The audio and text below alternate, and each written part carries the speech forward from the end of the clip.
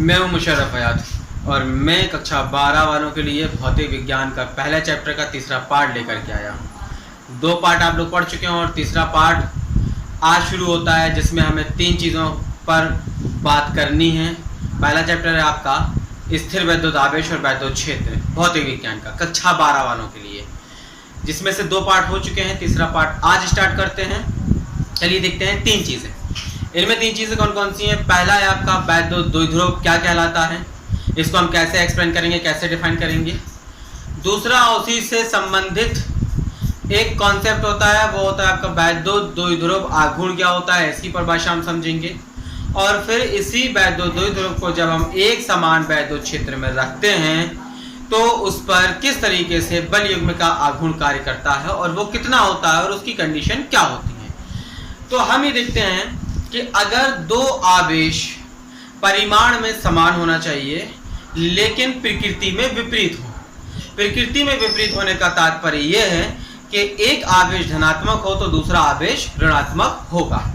अगर हम 2 आवेशों को मान लीजिए, एक ये प्लस आवेश है और एक ये माइनस आवेश है, दोनों पर परिमाण बराबर है लेकिन प्रकृति में नेचर में विपरीत है, एक पॉजिटिव है एक नेगेटिव है। अगर हम पॉजिटिव नेगेटिव चार्ज को अल्प दूरी पर रख देते हैं, ये इनकी कोई डिस्टेंस है, इस डिस्टेंस पर ये ए बिंदु और बी बिंदु पर रखे हुए हैं। ये डिस्टेंस बहुत कम होगी, समझने के लिए हम इसको इस तरीके से प्लॉट करते हैं। माइक्रो में एंगस्ट्रॉम में इसकी डिस्टेंस होती है। तो यदि हम 2 आवेशों को जो समान परिमाण के होते हैं और प्रकृति में विपरीत होते हैं अल्प दूरी पर रखते हैं, तो ये जो निकाय बनकर के तैयार होता है, जो सिस्टम बनकर के तैयार होता है, इस सिस्टम को, इस निकाय को, इस व्यवस्था को हम वैद्युत द्विध्रुव कहते हैं। ठीक है, ये एक निकाय है, एक सिस्टम है जो वैद्युत द्विध्रुव कहलाता है। इसी से संबंधित अगर हम वैद्युत द्विध्रुव आघूर्ण की बात करें, जो दूसरा पॉइंट है आपका वैद्युत द्विध्रुव आघूर्ण, तो हम ये कह सकते हैं कि जो 2 आवेश वैद्युत द्विध्रुव की रचना करते हैं उनमें से किसी एक आवेश का परिमाण, दोनों के परिमाण समान है तो हमने ले लिया किसी एक आवेश का परिमाण। यहां पर हमने मान लिया था कि इन दोनों के बीच की दूरी 2l है। आप 2l माने तो ठीक है, d माने तो ठीक है, s माने तो ठीक है, दोनों की डिस्टेंस है, आप कुछ भी मान सकते हैं। तो हम ये कहना चाहते हैं कि दोनों आवेशों के परिमाण में किसी एक आवेश का परिमाण लिया जाए और दोनों आवेशों के बीच की दूरी मान लीजिए ये 2l है।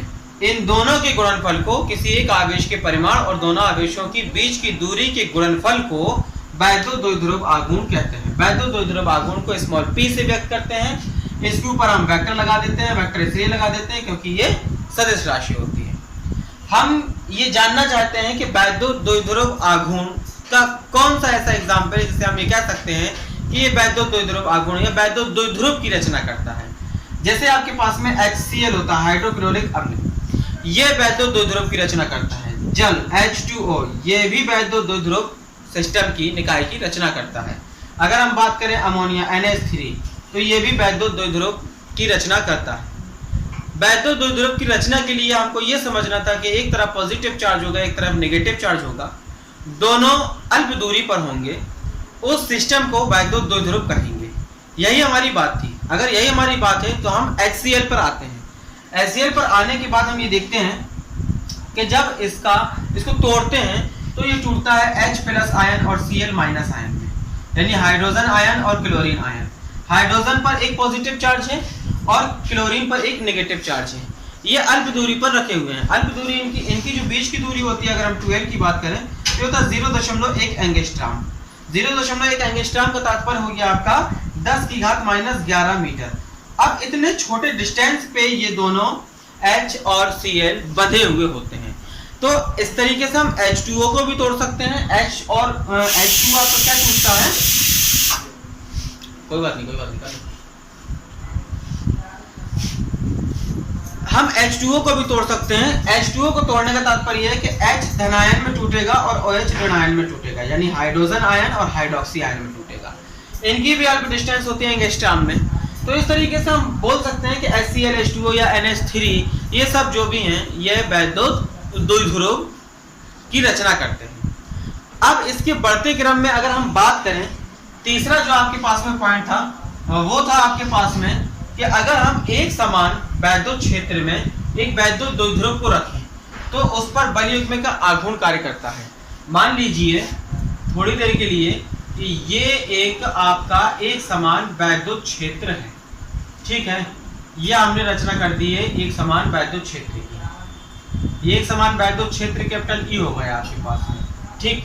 अच्छा, अगर हम वैद्युत द्विध्रुव आघूर्ण की रचना कर रहे थे, पी वेक्टर बराबर q गुणा 2l, हम आपको बताए थे। q आवेश है, 2l आपके बीच की दूरी है, q का मात्रक होता है कूलाम और डिस्टेंस का मात्रक होता है मीटर। तो कूलाम मीटर, सेंटीमीटर मत समझना है इसको, ये c का मतलब साइन व्यक्त कर रहा है कूलाम को। तो कूलाम मीटर या कूलाम सेंटीमीटर हम इसका मात्रक कह सकते हैं। क्योंकि हम बोले थे कि ये एक सदिश राशि है और अगर ये सदिश राशि है तो इसकी दिशा निश्चित होगी। दिशा निश्चित का तात्पर्य है कि माइनस क्यू आवेशीय प्लस क्यू आवेशीय है, दोनों दो बिंदुओं पर रखे हुए हैं ए पर और बी पर, तो इसकी जो डायरेक्शन होगी वो माइनस चार्ज से पॉजिटिव चार्ज की तरफ होती है। यानी माइनस क्यू आवेश से प्लस क्यू आवेश की ओर होगी। किसकी दिशा? वैद्युत द्विध्रुव आघूर्ण की दिशा, ठीक है। वैद्युत क्षेत्र की दिशा इसकी विपरीत होती है, याद रखना, और वैद्युत द्विध्रुव आघूर्ण की वैद्युत क्षेत्र की विपरीत होगी, ठीक है। अब अगर हम यहाँ पर वैद्युत क्षेत्र की दिशा से किसी कोण पर वैद्युत द्विध्रुव को रखते हैं, मान लीजिए हमने वैद्युत द्विध्रुव को रखा, ठीक, ये एक वैद्युत द्विध्रुव है, इस पर एक पर माइनस क्यू चार्ज है और एक पर है प्लस क्यू चार्ज, ठीक। ये आपका एक ए बिंदु है, ये वाला बिंदु, और ये वाला बिंदु एक बी बिंदु है, हमने इसको मान लिया है, ठीक है। अब अगर हम चार्ज को वैद्युत क्षेत्र में रखते हैं, किसी भी चार्ज को वैद्युत क्षेत्र में रखते हैं, उस पर एक फोर्स अप्लाई हो जाता है जिसे अपन इलेक्ट्रिक फोर्स कहते हैं, यानी वैद्युत बल कहते हैं। वैद्युत बल दो तरीके का हमने आपको बताया था, एक वैद्युत आकर्षण बल और एक वैद्युत प्रतिकर्षण बल, ठीक है। तो जब धन चार्ज यानी पॉजिटिव चार्ज अगर हम वैद्युत क्षेत्र में रखते हैं तो उस पर वैद्युत क्षेत्र की ही दिशा में एक बल कार्य करने लगता है। लेकिन जब हम माइनस चार्ज नेगेटिव चार्ज रखते हैं तो वो वैद्युत क्षेत्र की दिशा के विपरीत दिशा में एक बल लगने लगता है। तो अगर हम इस बिंदु पर एक बल लिखेंगे तो ये वैद्युत क्षेत्र की ही दिशा में लगेगा और ये होता है Q × E के बराबर। लेकिन अगर हम इस पॉइंट पर ए पॉइंट पर देखेंगे तो ये वैद्युत क्षेत्र की विपरीत दिशा में कार्य करेगा, लेकिन होगा कितना? F बराबर QE ही होगा, क्योंकि समान चार्ज रखे हुए हैं, समान चार्ज रखे हुए हैं, समान बल अप्लाई होगा।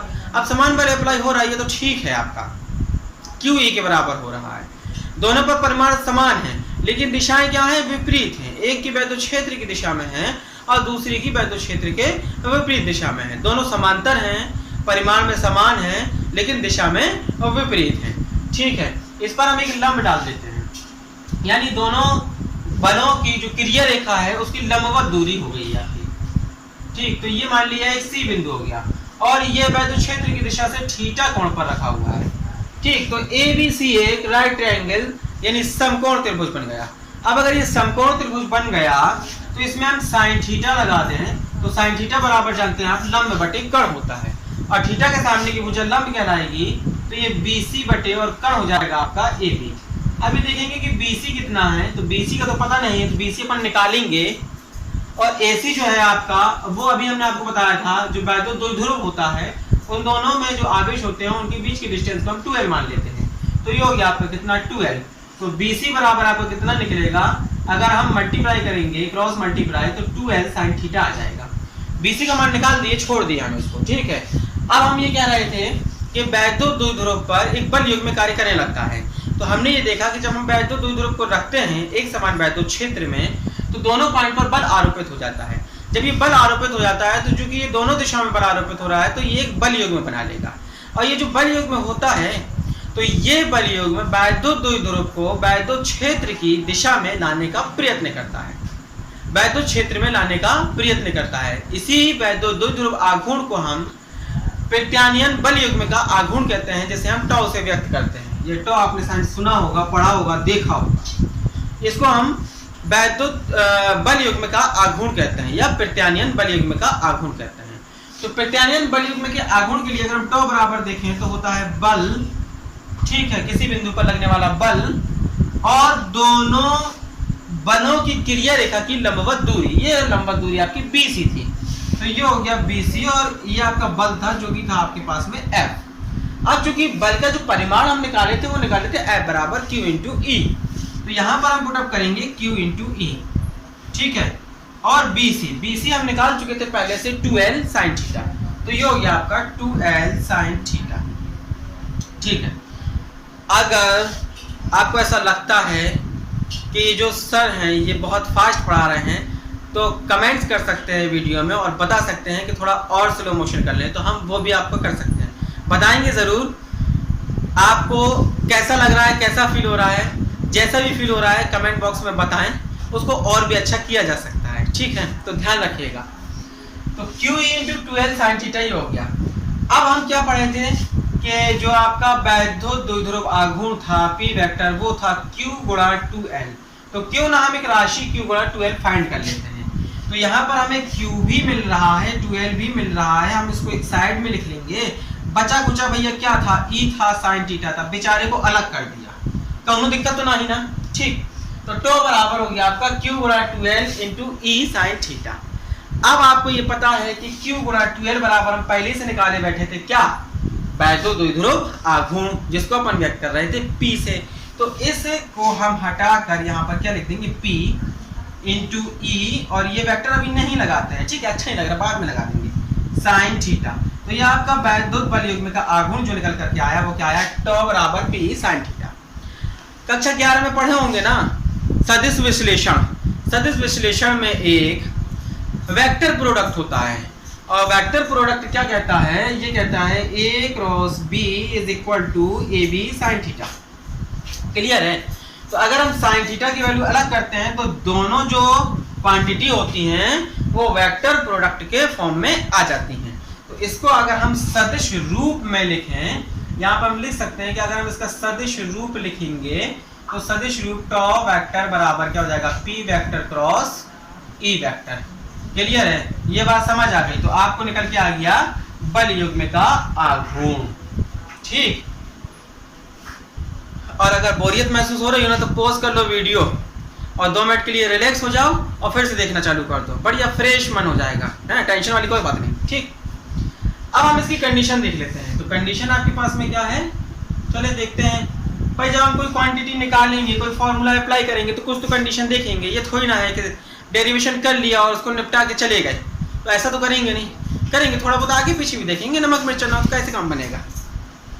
पहली कंडीशन क्या है, पहली कंडीशन ये है कि आपके पास में P साइन थीटा है। अच्छा, ये जो थीटा होता है ना ये बहुत बड़ा बवाल होता है, ये थीटा जो होता है ये बहुत बड़ा बवाल होता है। जब ट्रिग्नोमेट्रिकल फंक्शन आ जाता है तो ये बवाल ऐसे करता है, ऐसा होगा तो कैसा होगा, वैसा होगा तो कैसा होगा, तो जैसा जैसा होगा वैसा आप समझ लो वो कैसा होगा।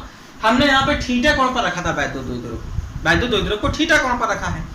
तो अगर अब कीड़ा ये कुल बुला रहा है कि भैया हम थीटा कोण पर नहीं रखना चाहते हैं, जो वैद्युत द्विध्रुव की जो वैद्युत क्षेत्र की दिशा है हम तो उसी दिशा में रखेंगे।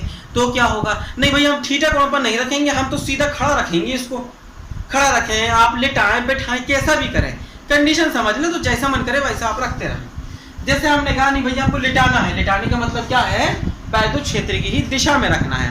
भाई वैद्युत क्षेत्र की आप दिशा में रखोगे थीटा बराबर 0 जाएगा ना, जाएगा कि नहीं जाएगा। हमने कोनो दिशा ही नहीं ली, किसी कोण पर ही नहीं रखना, हमको तो उसी दिशा में रखना है, उसी दिशा में रखेंगे, थीटा बराबर 0 रखेंगे। अब आपने ये देखा कि थीटा बराबर 0 रखेंगे तो साइन 0 हो जाएगा। अब साइन 0 हो जाएगा तो इतना तो आपको बनना ही चाहिए, क्या बनना चाहिए, ये बनना चाहिए साइन 0 का मान 0 होता है ना। अब ये तो हम बता ना पाएंगे, तो ठीक है, अगर आपको आता है तो अच्छी बात है, नहीं आता है सीख लीजिए। तो टॉ बराबर क्या कंडीशन निकलेगी, 0। अब एक रायता फैल गया, वो क्या, वैद्युत द्विध्रुव को वैद्युत क्षेत्र की ही दिशा में रखेंगे ना तो उस पर कोई बल युग्म का आघूर्ण नहीं लगेगा, क्योंकि टॉ बराबर कितना आया है, 0 आया है, ठीक है। ये आपकी स्थायी अवस्था कहलाती है, स्थायी संतुलन की अवस्था, ठीक। इसके बाद अगर हम देखें दूसरी कंडीशन में, नहीं हमें तो इनका चेहरा घुमा के देखना है, पहले इनका मुखड़ा किसी और दिशा में था और हमको देखना है कि भैया पलटा दो, हम यहीं पे बैठे रहेंगे। अगर हम इस वैद्युत द्विध्रुव को पहले ऐसे रख रहे थे, ये उसी दिशा में था, वैद्युत क्षेत्र की दिशा में था, हमको तो इनकी दिशा उल्टी चाहिए।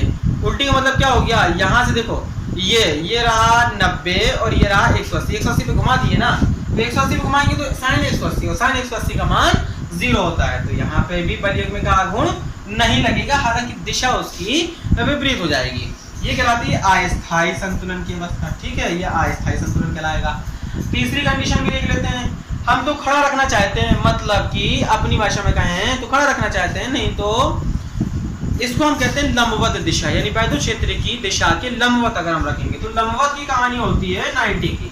तो अगर हम 90 रखेंगे तो साइन थीटा साइन 90 हो, साइन 90 का मतलब होता है 1। तो जब 1 आएगा तो ये आएगा P इंटू ई, तो बराबर। अब ये जो P इंटू ई आया ना, तो हम बोले थे क्या, वो ये बताए थे कि जब ट्रिग्नोमेट्रिकल फंक्शन आता है ना किसी फार्मूले में, sine theta cos theta tan theta square 2 theta 3 theta वगैरह वगैरह, बस उसमें एक धब्बा लगाओ किस चीज का, ट्रिग्नोमेट्रिकल फंक्शन का।